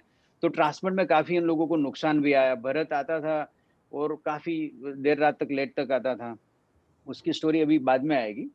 बाद में ये हितेश करके जो लड़का था, उसने मेरे को घर से रात को 12 बजे निकाल दिया कि भाई तू यहाँ पे, जो हमारे लैंडलॉर्ड था उसको बोल दिया कि भाई यहाँ पे ब्रोकरेज का धंधा करते थे। वो टाइम पे तो क्या ब्रोकरेज का धंधा रहवारी भरवाड़ लोग करते थे, अनप्रोफेशनल अनऑर्गेनाइज सेक्टर था। ब्रोकरेज में कोई अहमदाबाद में इतना समझ नहीं पड़ती थी, डायरेक्ट ट्रांजेक्शन करते थे वो टाइम पे।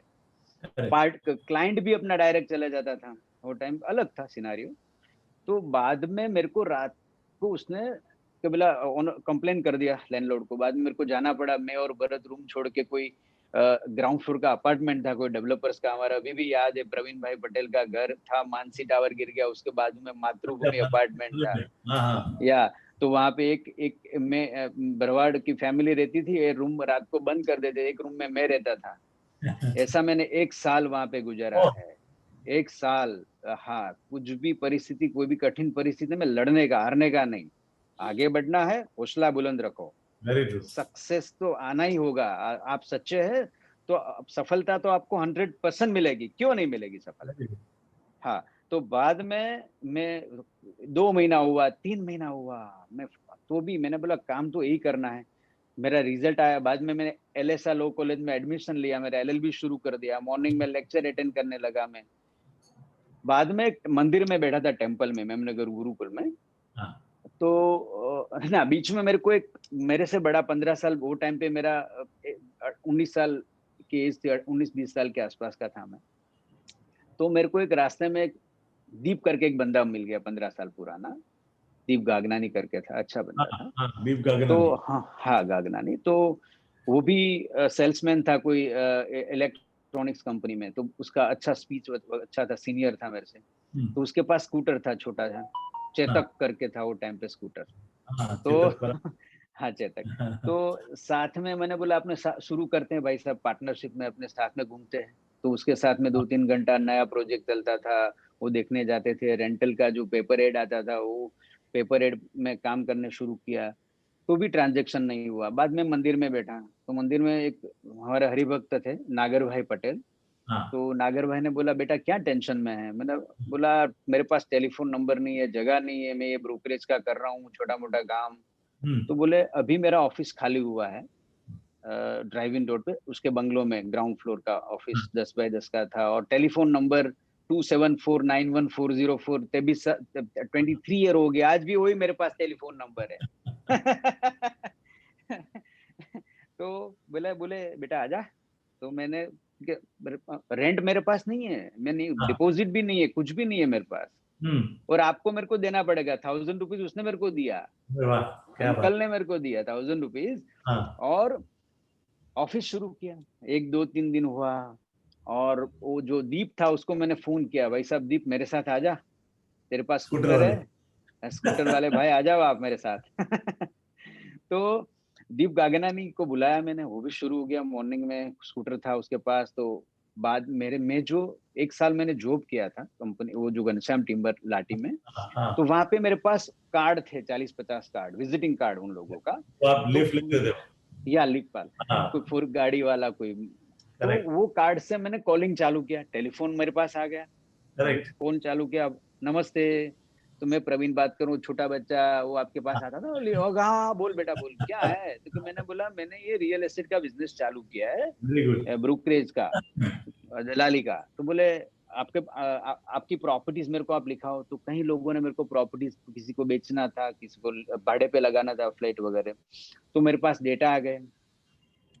तो बाद में एक बुक्स पड़ी थी, मैंने बोला नाम तो रखना पड़ेगा, नाम कैसे रखेंगे? तो एक टेबल पे एक बुक्स पड़ा था, तो उसमें सिटी मैप लिखा था। हाँ, तो मैंने बोला कि सिटी, उसके एस्टेट लगा दे तो अच्छा नहीं, तो सिटी एस्टेट मैनेजमेंट नाम मैंने वहां से रखा मेरी कंपनी का, वहां से नाम का जन्म हुआ है। या वहां से नाम का जन्म हुआ। क्या तो बात सिटी है। एस्टेट मैनेजमेंट नाम रखा। मेरा एक ही फंडा था, कोई भी, आज देखो कोलगेट का नाम कैसे बना, मैं पेप्सी कोला, कोई भी चीजें ब्रांड बनाना है तो पहले आप ब्रांड में पैसा डालो, मेरे बाद में घर पे ले जाओ। तो एक रेफरेंस से, ये जो कार्ड का एक रेफरेंस से, एक सोनल बेन शाह करके आया मेरे पास, घर मेरे को चाहिए, तो मेरी ऑफिस आए। तो मैंने उसको करीबन 15-20 घर दिखाए, रीसेल वाले नए। तो वो टाइम पे 2 बेडरूम का घर की कीमत थी करीबन जजीज बंगलो की लोकेशन में 4 लाख के आसपास, 4 लाख ओनली। हाँ, तो मेरे को उसने बोला प्रवीण भाई आपको मैं अपने अच्छी मेहनत की 8000 रुपीज दे दूंगा आपको। तो उसको पसंद आ गया घर। तो मेरा तो पार्टनर भी था, मैं मेहनत करूंगा, 50% उसको देना पड़ता था। तो 4000 मिला। तो बोले मैंने बोला आपका स्कूटर प्रिया मेरे को दे दो। हम्म। तो मेरे को प्रिया स्कूटर मिल गया। तो प्रिया स्कूटर आ गया तो मैं राजा हो गया, खुश हो गया। मैंने बोला आज तो प्रिया स्कूटर मेरे पास आ गया। तो प्रिया आने के बाद मैं जो रहता था वहां से थोड़ा दूसरा एक रेंटल का काम हुआ। तो एक छोटा सा अपने को प्रॉपर्टी अपने पास आ गई। तो एक जजेस बंगलो के पास दिव्य ज्योत अपार्टमेंट है, हाँ, वहां के टॉप फ्लोर की एक रूम थी, टेरेस वाली, 10-15 बाई 15 की होगी, अटैच टॉयलेट वाली। वहां पे घर लिया। भरत भी कंटिन्यू ट्रांसपोर्ट में था, उसको लॉस भी आ रहा था, उसको भी मैंने वहां साथ में ले लिया, हम दोनों साथ में रह रहे थे। एक्सलेंट। बाद में ये स्कूटर आ गया। तो बाद में धीरे धीरे धीरे धीरे मैं आगे बढ़ता गया। मुकेश मेरी कंपनी में आया, मुकेश को वो भी टेम्पल में मेरे साथ पढ़ता था, भरत भी मेरे साथ गुरुकुल में पढ़ता था। तो मुकेश को लिया कंपनी में, मैंने बोला मुकेश भी तू भी आ जा। तो मुकेश मुकेश आपके अंकल का लड़का है, आंटी का लड़का है? मेरा मासी का लड़का है। आंटी का तो लड़का। मुकेश वासानी भी मेरे हाँ, साथ 98 में ज्वाइंट हो गया। वेरी मेरा गुड। करीबन हाँ 6-8 महीना वो था कंपनी शुरू हाँ की। हाँ, बाद में मेरा टर्निंग पॉइंट कहाँ से आता है, इतनी मेहनत हाँ। भी की, कितने इससे पहले तो मैंने काफी मेहनत की थी ऑलरेडी, 6 महीने तो टेलीफोन बूथ से भी किया काम, कितने लोग, ये जितने अहमदाबाद के हमारे ड्राइव इन रोड है ना, ये लकीएस्ट स्पेस है, जैसे मानव मंदिर से लेके वहाँ सबकी स्टोरी मेरे जैसी है। आज तो, हमारे शिल्प वाले यश भाई को भी देखो, हाँ, सम्राट वाले अशोक भाई, डेयरी थी छोटी सी, तो आज भी उसका करेक्ट। बड़ा प्रोजेक्ट है। तो ये रोड हार्डकोर, हमारे मेरे दोस्त अजीजी दोस्त मनोज सोनी, रॉयल स्पेस, हाँ, हाँ, वो भी मेरे लाइन में वही रोड पे है। very good. तो ये रोड पे हमारा अमित भाई शाह का भी ऑफिस इधर यही रोड पे था। That's the road रे भाई, that's the road रे। Because तो the road। ड्राइव इन, हाँ, हाँ drive in road, I think मेरे ख्याल से सुरेश भाई का भी यही रोड पे डेवलपमेंट, उसने भी सूर्यदीप बनाया है। correct, तो काफी ये पॉकेट, लाइमलाइट और गुरुकुल रोड पे के जो कंसल्टेंट है ना, वो सुपर फास्ट भागते हैं, और लक्की लैंड है ये जो पैच है वो। yes, तो बाद में मेरा फादर को पता भी नहीं था कि मैं ब्रोकरेज का बिजनेस कर रहा हूँ, उसको तो 6-12 महीने के बाद पता चला। मैं तो, मेरा स्टडी पैरेलल शुरू था। okay, तो मेरा फादर कोई मंदिर में दर्शन करने गए, तो वहां से कोई भाई साहब मिल गए, हमारे पाटीदार पटेल थे, तो बोला कौन से गांव के, क्योंकि मैं अहमदाबाद रहता हूँ। फादर ने बोला मेरा बेटा भी हाँ, अहमदाबाद में ही पढ़ता है, तो हाँ, उसके लिए लड़की ढूंढ रहे हैं हम लोग। मेरे को तो पता ही नहीं। हाँ, तो मेरा फादर ने लेटर लिखा मेरे को कि ये भाई साहब, मेरा ससुर मेरे को आएगा देखने के लिए। हाँ, तो मैं हाँ, था नहीं, मुकेश था, तो मिला उसको मैं। बाद में दूसरे दिन वापस आया तो मैं मिला उसको। तो मेरा कॉन्फिडेंस, मेरा हौसला उसको पसंद आ गया कि आदमी दमदार है, ये हाँ, मेहनतू आदमी है, जगह करेगा, कुछ भी नहीं है तो भी। तो वो मणिनगर में रहते थे, गवर्नमेंट सर्वेंट थे, गवर्नमेंट ऑफिसर थे। correct, हाँ। बाद में मेरा एंगेजमेंट हुआ क्या? This was 2000 में। 99, 2000, हाँ 99 एंड बाद में धीरे धीरे मेरा प्रोग्रेस होने लगा। मैं रेंटल का काम शुरू किया। रेंटल में हमारे नियर बाई जो टावर है, सर्जन, साम्राज्य, इंद्रप्रस्थ वगैरह, हाँ, सखत हार्डवर्क। सुबह में 7 बजे से लेकर रात को 11 बजे तक काम किया। जितनी चाबी थी सबके पास, कंसल्टेंट के पास, मैं इतना मेहनत करता था। ओनर के साथ इतनी रिलेशनशिप बनाया, स्ट्रॉन्ग रिलेशनशिप। और महीने का करीबन 5-10 फ्लैट भाड़े पे क्या? चालू हो गया। वो Very टाइम पे तो क्या अपने पास डायरेक्ट इन्वेंटरी नहीं है, तो right, दूसरे कंसल्टेंट के थ्रू काम करते थे, 2 लोग 3 लोग जितना है, क्योंकि वो टाइम पे रेंट भी कम था। 2 बेडरूम का रेंट तकरीबन होगा 3,000-4,000 के आसपास का हाँ, रेंट। 2 बेडरूम 3 बेडरूम का 10,000 के आसपास वो टाइम पे। हाँ, तो धीरे धीरे धीरे प्रोग्रेस करने लगा। 2000 में मेरा एंगेजमेंट हुआ। पार्टनरशिप जो मेरा वो बंदा था वो सेपरेट हो गया। हाँ, वो भी एक स्टोरी थी। मैं मेरा गांव में गया था, तो वो जो मेरे अजीजी दोस्त थे, मिस्टर दीप, वो हाँ, सब हमारा डेटा सब लेके चला गया था। मैंने बोला जाना दो, अपने नया डेटा बना लेंगे। अच्छा, तभी तो रजिस्टर हो गया, रजिस्टर लेके निकल। या सब सब सब। तो बाद में अहमदाबाद में मेरा एक रिलेशन, मेरा ससुर, एक नया रिलेशनशिप हुआ, मेरा नया रिश्तेदार बना। बाद में 2001 में मेरी शादी हुई, तो मतलब 2001 में। मतलब जो भी मोमेंटम आपकी लाइफ में है वो शादी के बाद में ही आया है। शादी के बाद में 2001 में आया शादी है। हुई। बाद में हाईएस्ट बिजनेस हमने भूकंप के टाइम किए। हाँ, अर्थक्वेक में जो जितने बंगले खाली थे, रोसिस खाली थे, वो राइट, टाइम पे अच्छा रेंट पे लगाया, अच्छा पैसा। धीरे धीरे मैं टीम में, वो भरत को नुकसान हुआ था काफी का ट्रांसपोर्ट के बिजनेस में, भरत ने भी ज्वाइन किया। काफी लोग थे, उसको मेरे को इतना लेना है, इतना। मैंने बोला सबको मिल जाएगा, बराबर, उसको टाइम दो। तो भरत भाई को भी सेट किए, मुकेश भाई आ गए। धीरे धीरे मैं 2001, 2, 3, 4 स्लोली बट सक्सेसफुली 2001 में 2 बेडरूम का घर मेरे को अच्छे, मेरे आज भी याद कर रहा हूँ। मेरे शैलेश भाई मिस्त्री को मैं कभी नहीं, जिंदगी भर नहीं भूल पाऊंगा। उसने मेरे को हाँ, उसकी कंपनी में मेरे को इनकम टैक्स रिटर्न भर के उसकी कंपनी में लोन दिला के मेरे को 3.5 लाख का 2 बेडरूम का घर मैंने लिया। क्या यस। बात है, और इंस्टॉलमेंट धीरे धीरे मेरा चलता रहा। तो मेरा 2 बेडरूम वेरी का गुड, घर हो गया। बाद में मैं गांव में से, मेरा दोनों सिस्टर, मेरा ब्रदर को सब अहमदाबाद लेके राइट, आया।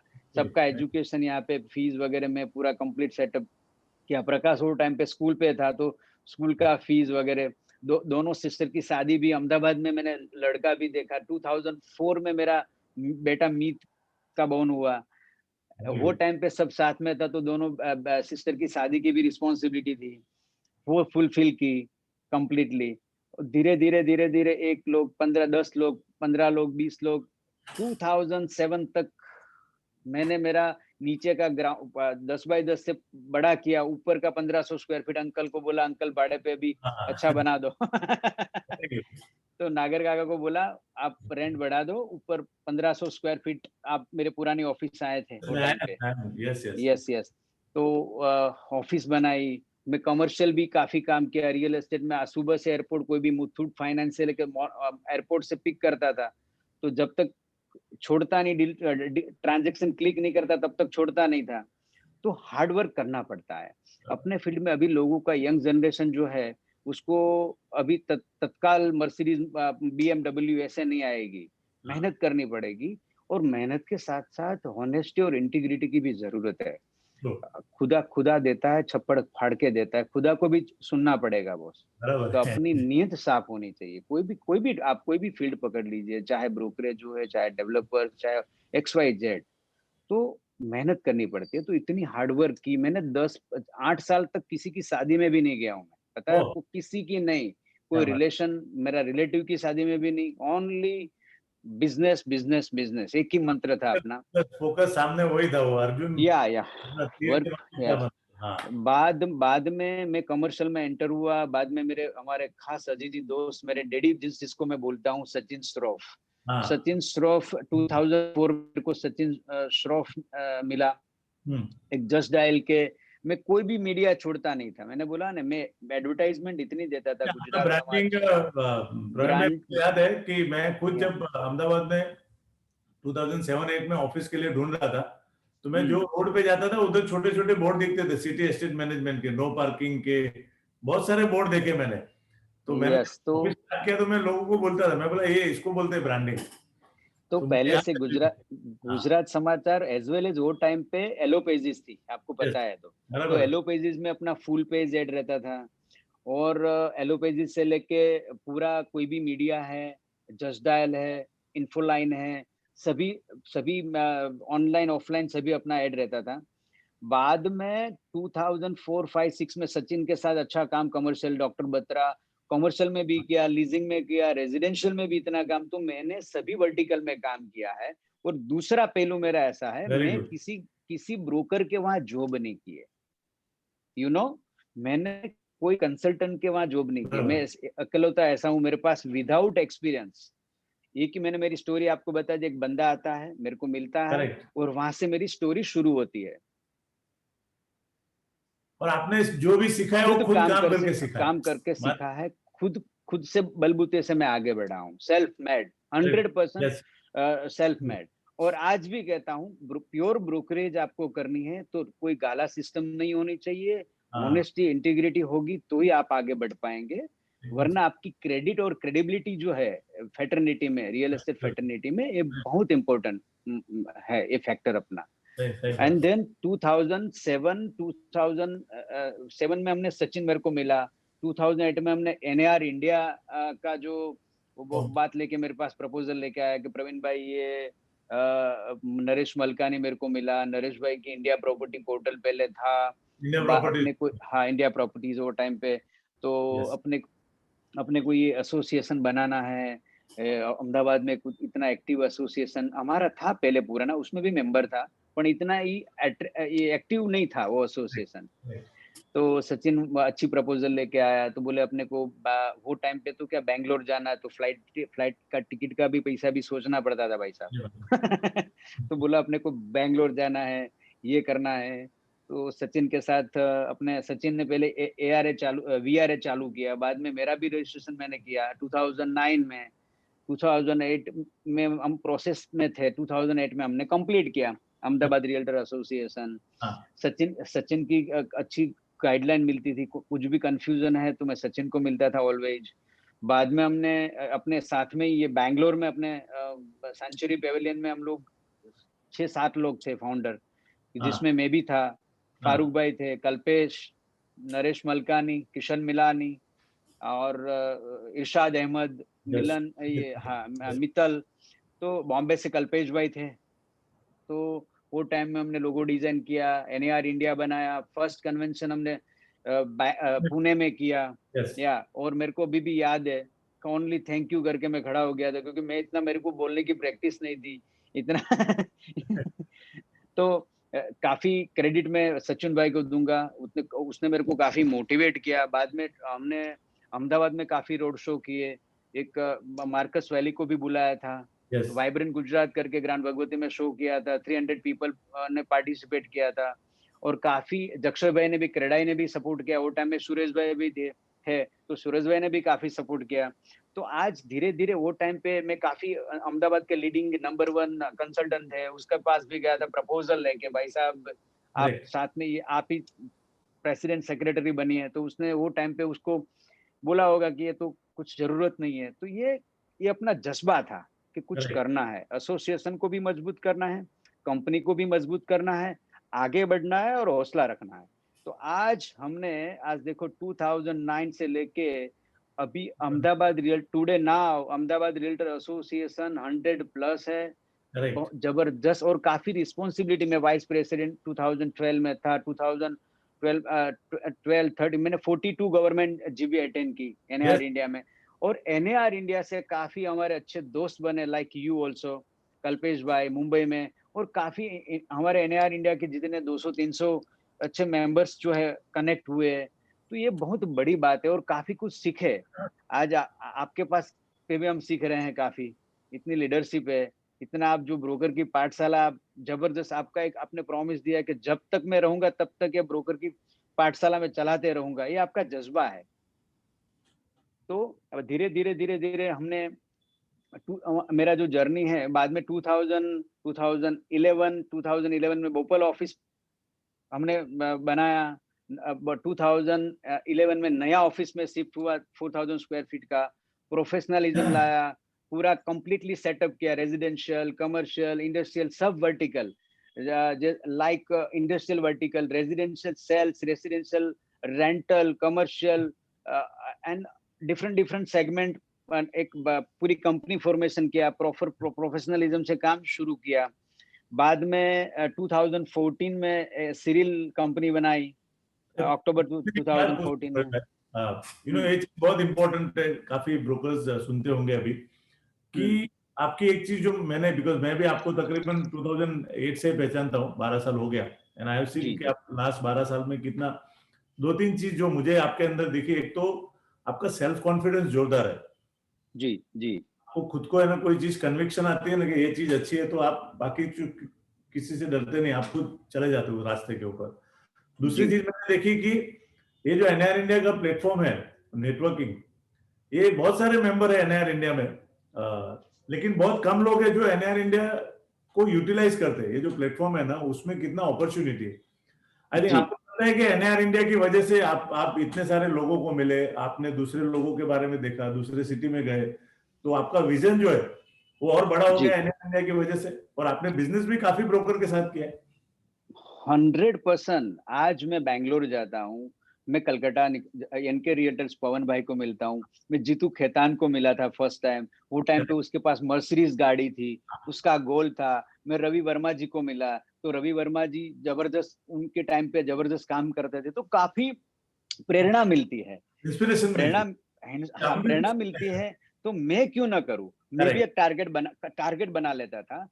ये चीज मेरे को 2015 में मेरे पास आनी चाहिए, मेरे पास भी BMW, मर्सिडीज, मेरे पास भी ये, मैं चीज बना लेता था। मेरे पास ये रोलेक्स मेरे को लेना है, तो मैं रोलेक्स लेके ही रहूंगा। मेरे को ये मैं पूरा ड्रीम में, आज मैं 2007 में लैंड के बिजनेस में आया था। तो 2007 में कोई भी लैंड देखता था ना, तो मैं ड्रीम बना लेता था कि ये लैंड मैं ही बेचूंगा, मेरा ही सिर्फ अधिकार है ये लैंड पर।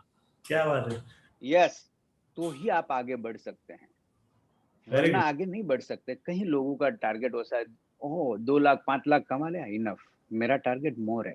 ये पेन है, ये पेन मेरे को चाहिए, तो मेरे को मेहनत करनी पड़ेगी, ये पेन की वैल्यू समझना पड़ेगा। तो ये आगे बढ़ने के लिए आदमी का जज्बा और आदमी की हिम्मत जरूरी है इस फील्ड में।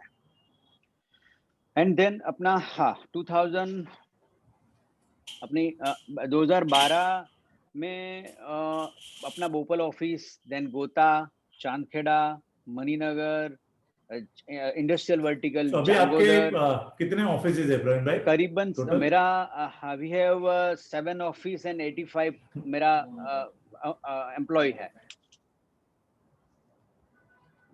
तो ये जर्नी है, ये काफी मेहनत करके, काफी हार्डवर्क करके मैं आगे बढ़ा हूँ, और आपके जो सीनियर मेंबर्स की प्रेरणा की वजह से आगे बढ़ा हूँ। तो ये जी अभी आपने अहमदाबाद तो पूरा कवर कर लिया, अहमदाबाद के आसपास के जितने भी सिटी है, बट आपने जी इंडिया के थ्रू जो आपको बहुत सारे दोस्त मिले हैं, उसके साथ में एक नेशनल नेटवर्क बना है सिरिल, उसके बारे जी में कुछ कहना चाहेंगे? वो कैसे बना, उसका बेनिफिट क्या है? राइट क्वेश्चंस विनोद भाई। ये जो सीरियल को मेरे को थोड़ा प्रोसेस में आया, जो मैं हमारा कन्वेंशन था एनएआर इंडिया का, तो हम लोग Correct. मिलते थे, तो लाइक माइंडेड पीपल है, जो जैसे जैसे अहमदाबाद में नंबर 1 नंबर 2 कौन है, ऐसे जैसे कलकत्ता में NK realtors number 1, pioneer, 2 leading consultant है, पूना में हमारे राजू मेहतानी, ऐसे हमने चूज करके, जैसे मुंबई में हमारे संजय पुरी है। Right. तो जो लाइक माइंडेड पीपल है, अच्छे लोग है, अच्छा एक्सपीरियंस है उनकी टेरिटरी में, Very जैसे true. जैसे पुणे में है तो हमारे राजू मेहतानी है, 35 साल का एक्सपीरियंस है उसका। तो हमने मिलके एक एसोसिएशन रिफॉर्म, पार्टनरशिप फर्म बनाया, serial Yes. Network private limited. तो वहाँ वो Right. उसके जरिए हम लोग only for business business Correct. Purpose के लिए ही बनाया है। तो ये हमने काफी कुछ ट्रांजेक्शन किए हैं, Very good. Inbound business, outbound business. आज फॉर एग्जांपल मेरा कोई अहमदाबाद का डेवलपर्स है, तो अहमदाबाद का डेवलपर्स में मुंबई में प्रोजेक्ट करना है, तो मेरा मुंबई में अपना ऑफिस है, ऐसे करके हम काम करते हैं, उसको Correct. प्रपोजल मिल जाती है प्रॉपरली, वहाँ का Perfect. जीडीसीआर लोकेशन, तो वहाँ पे हम उसको लेके जाते हैं, तो अच्छी सर्विस मिलती है वो। और दूसरी बात क्या है कि हम लोग उसको जानते हैं, उसकी फैमिली बैकग्राउंड क्या है, कंपनी प्रोफाइल क्या है उनका। तो ये काफी, आज पुणे है तो पुणे लिए मेरे नया सिटी है, हैदराबाद जो है तो हैदराबाद का, वहाँ का नॉर्म्स, रूल्स एंड रेगुलेशन, वहाँ की अथॉरिटी मेरे को मालूम नहीं है। तो ये काफी यूजफुल अपने को रहते हैं। Very good. अभी what I have seen from your journey कि आप हर चीज है ना समय के आगे चलते हो, कुछ भी चीज नई, जैसे आपने बोला कि पेजर आया, फिर येलो पेजेस आया, इन्फो लाइन आया, डायल। तो अभी आजकल जो टेक्नोलॉजी जिस तरीके से फास्ट भाग रही है, जी तो how much technology you adopted in your organisation? आप लोग क्या करते हैं टेक्नोलॉजी पे? आपका इतने सारे लोग हैं, इतने सारे बिजनेसेस है, तो उसको कैसे टेक करते हैं? अभी रजिस्टर का जमाना तो रहा नहीं। जी, उसमें हमारा खुद का सॉफ्टवेयर है, 1 पॉइंट वेरी कांटेक्ट गुड। हमारा एचआर एडमिन है, पूरा कॉल सेंटर बनाया हुआ है। एक लीड जनरेट, जैसे महीने की 500,000 लीड आती है, उसके उसमें हाँ। सिंक्रोनाइज होती है डिपार्टमेंट वाइज, जैसे residential rental, residential sale, commercial, retail, hotel, hospital, logistic, इस टाइप की मैंने टीम बनाई हुई है। तो ये पहले जाता है कॉल सेंटर में, हाँ, कॉल सेंटर में पूरा सिंक्रोनाइज होके डिस्ट्रीब्यूट होता है मैनेजर को, और मैनेजर एम्प्लॉय को लीड जनरेट करता है, और पूरी सिस्टम, पूरी सॉफ्टवेयर में पूरा सॉफ्टवेयर मैनेज किया हुआ है विनोद भाई। और अभी हम लोग, जैसे आप और मैं, स्पेशली लास्ट 20 साल के अंदर जो भी ट्रांसफॉर्मेशन आया है, पहले जैसे आपने कहा कि शुरू में दलाल करके बोलते थे लोग, रिस्पेक्ट नहीं था। अभी इंडस्ट्री के अंदर काफी रिस्पेक्ट आया है, ऑर्गेनाइज हो गया है, रेरा आ गया है समझो। तो जी नया जनरेशन जो है उनको भी अभी रियल एस्टेट अट्रैक्टिव लगने लगा है, बिकॉज अभी आपको कोई मिलेगा समझो, कोई यंग जनरेशन, और आपका जी स्टाइल देखेगा, आपका अचीवमेंट देखेगा, तो उसको भी लगेगा कि यार मेरे को भी प्रवीण भाई बनना है। तो उनको क्या आप गाइडेंस देंगे, जो एवरेज ग्रेजुएट लोग हैं, जो हमेशा पहले बोलते थे चार्टर्ड अकाउंटेंट, डॉक्टर, इंजीनियर बनना है? आपको लगता है आने वाले टाइम में यंग जनरेशन आके बोलेगा कि मेरे को रियल एस्टेट एजेंट में बनना है, चूज करेगा समझो अपना इंडस्ट्री? जी जी, राइट क्वेश्चन। ये जो रियल एस्टेट फैटर्निटी है ना, ये मैं तो मेरी मेरी जात को नसीबदार मानता हूँ कि आज मेरे को, मैं कभी बिल्डर नहीं बनूंगा। मेरे को ये ब्रोकर बना, भगवान को मैं थैंक यू बोलता हूँ। मेरे को जिसने ये प्रेरणा दी, आश्लेष जोशी भाई को भी मैं सलाम करता हूँ कि ये बिजनेस मेरे को आप लाए। तो मेरी तरफ से जो अभी के यंगस्टर्स जो है, अभी करेक्ट। तो यंगस्टर के पास तो टेक्नोलॉजी है, आप 99 एकड़ पकड़ लीजिए, मैजिक बिल पकड़ लीजिए, तो वो टाइम पे वो थे नहीं टूल्स अपने पास, अपने बुक्स मेंटेन करते थे, रेफरल से काम करते थे। तो अभी ये टेक्नोलॉजी आ गई, वो टाइम पे मोबाइल भी नहीं थे, पेजर से चलाना पड़ता था, पीसीओ में जाना पड़ता था, तो अभी एडवांस टेक्नोलॉजी आ गई है। आप खुद का ऐप्स भी बनाने लगे हैं अभी, पूरा वेबसाइट भी स्ट्रांग है अभी। वो टाइम पे वेबसाइट डोमेन का कुछ ठिकाना नहीं था, इतना इंटरनेट का जमाना ही नहीं था वो टाइम पे। अभी तो आपको 4G 5G आने लगा है, तो यंगस्टर के लिए साराમાં વેરી ગુડ ઓપોર્ચ્યુનિટી है। જેમ કે બહારની આઈપીસીસ ની વાત કરીએ તો જેલેલ, નાઇક ફ્રેન્ક, સીબીઆરઈ, કોલિયર્સ, રીમેક્સ, એ ટાઈપની બધી કોડવેલ બેન્કર્સ, એવા બધા હાઈલી ક્વોલિફાઈડ પીપલ છે, ડોક્ટર છે આ લાઈનમાં, એન્જિનિયર છે, અને એવા બધા ઘણા બધા લોકો આ લાઈન ચૂઝ કરવા મળ્યા છે। રીઝન, આ લાઈન એવી વસ્તુ છે કે આ લાઈનમાં તમે आप जितने दौड़ेंगे, जितने भागेंगे, इतना पैसा कमाएंगे, पर प्रॉपरली प्री प्लानिंग के हिसाब से करना पड़ेगा। प्रॉपर प्रेजेंटेशन होना चाहिए। अभी जो अपनी यंग जनरेशन टीम जो है काम कर रही है, तो व्हाट्सएप के जरिए पूरा प्रेजेंटेशन, पीपीटी सब रेडी रहता है। गूगल मैप अपने लिए जबरदस्त टूल्स है, तो वो टाइम पे गूगल मैप भी नहीं था। कहीं भी आप पकड़ लो कि क्या भेजो कि गूगल करो मेरे को फटाफट, लोकेशन किधर है, तो ये इजी एक्सेस है, अपने पास टूल्स भी अच्छे हैं। करेक्ट। लेकिन ठीक है, टेक्नोलॉजी आई है, वो हमको एक एडिशनल कम्युनिकेशन अपना फास्ट हो गया है, बट आपको लगता है कि एंड ऑफ द डे जो आपके एग्जिस्टिंग कस्टमर है, कभी कभी हम नए कस्टमर ढूंढने के लिए एग्जिस्टिंग कस्टमर को भूल जाते हैं कि एक ट्रांजेक्शन हो गया समझो। आजकल बहुत सारे जो प्राइमरी मार्केट के अंदर लीड जनरेशन करके कस्टमर को ब्रोकर मिलता नहीं है, खाली ऑनलाइन लीड पास कर देता है डेवलपर को, क्लाइंट डायरेक्ट जाता है, ट्रांजेक्शन हो जाता है, ब्रोकरेज मिलता है, लेकिन वो कस्टमर के साथ में 1-to-1 कनेक्शन या वो हैंड होल्डिंग है लास्ट में। तो आप आपकी कंपनी में कस्टमर को रिटेन करने के लिए क्या करते हैं, नहीं जो नहीं, कस्टमर आपके पास वापस आए? उसमें कैसा है कि अपने अपने अपने जैसे मेरा 25-23 साल 24 साल से इंडस्ट्रीज में हो गया है, अपना इतने प्रीवियस अपने क्लाइंट है, उसमें आपको पूरी पूरी लिस्ट बनानी पड़ती है कि भी मेरा 20 कस्टमर है, ये प्रायोरिटी इन्वेस्टर है, ये एंड यूजर है, तो उसको प्रॉपर तरीके से प्रॉपर एंड तक, एंड टू एंड तक अपने को सॉल्यूशन देना पड़ता है, तो ही कस्टमर हैप्पी रहेगा, आपके पास दोबारा वापस आएगा, दूसरा रेफरल 5-6 लोगों का देगा, उसमें अपना धंधा बढ़ेगा। तो मेरे ख्याल से अपने लास्ट टू लास्ट तक, एंड टू एंड तक उसको सर्विस देनी चाहिए। Excellent. I think it's a wonderful journey Praveen bhai. अभी थोड़ा अपन पर्सनल लेवल पे जाते हैं, कुछ क्वेश्चन ऐसे जो 1-to-1 क्वेश्चन बोलते हैं ना, जी कि प्रवीण के लिए सक्सेस का मतलब क्या है?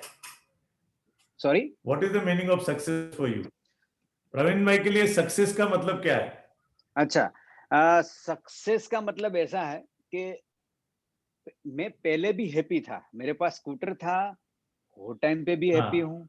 Always be positive, always be happy, मैं किसी को यूजफुल हूँ। आज मेरी वजह से आज 200 बच्चे हैं, वो कंसल्टेंट है, ये मेरे को वेरी गुड। खुशी मिलती है, उसकी हाँ, एक्सीलेंट। सफलता देख के मेरे को खुशी मिलती है। कितने वेरी गुड। बच्चे में सुपर फास्ट भागते हैं, सिटी एस्टेट में जाना क्यों हाँ, पसंद करते हैं? क्योंकि करेक्ट। एनर्जेटिक आदमी बनता है, वेरी पंक्चुअल गुड। होता है, टारगेट ओरिएंटेड काम करता है, काम क्यों नहीं होगा, होगा ही होगा। तो एक्सीलेंट। मेरे जो इतने बच्चे हैं आज, उसका उसकी ऊर्जा से मेरे को आनंद मिलता है और मैं और हैप्पी हूँ। ये मेरी खुशी का राज है। Excellent. What does money mean to you? पैसे, ये पैसा आपके लिए क्या है? कुछ भी नहीं, money is not man thing. मेरे लिए मैं पैसा कमाता हूँ, मैं मेरे खुद के ऊपर यूज कर, और समाज के लिए भी मैं अभी काफी संस्था में ट्रस्टी हूँ, अन्नपूर्णा धाम में मैं ट्रस्टी हूँ, वहां पे भी डोनेट करता हूँ। कहीं ऐसी संस्था है, कितने मेरे कौटुंबिक बच्चे हैं, तो उसको मैंने पढ़ाया हुआ है 10 साल 15 साल। कहीं वेरी गुड। रिक्शा वाले भी है, रिक्शा वालों का बच्चों को मैं पढ़ाता हूँ, एजुकेशन का फीस देता हूँ। एक्सीलेंट। वो वेरी भी गुड। चैरिटी के लिए भी काम करना जरूरी है, क्योंकि हमको जो मिला है वो समाज से मिला है। अगर हम या समाज समाज से से देंगे मिला है, तो फिर समाज को देना पड़ता है। वैसे भी हमारी शिक्षा पत्री में लिखा हुआ है स्वामीनारायण संप्रदाय में कि हाँ, आप 100 रुपया कमाते हैं ना, तो 5 रुपये का दान करना चाहिए। एक्सीलेंट। बॉलीवुड, बॉलीवुड में आपकी कौन सी फिल्म आपकी सबसे फेवरेट है लाइफ में? बॉलीवुड की मूवी में तो जनरली लगान मेरे को अच्छी लगती लगान। Very good. है। लगान। Excellent. And who is your favourite actor? Favourite actor मैंने अमिताभ बच्चन।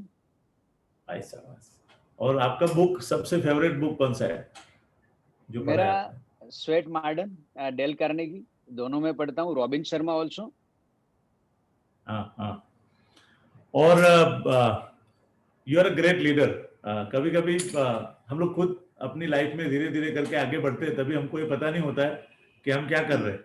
लेकिन आज आप अपने पीछे देखेंगे और एक मकाम पे जिस तरीके से पहुंचे, तो वो जो लीडरशिप आपके अंदर है, आपने तो कोई जाके लीडरशिप मैनेजमेंट तो कहाँ पे किया नहीं है, किया अपने नहीं, कोई अंदर कोर्स से नहीं बाहर किया। निकली, right?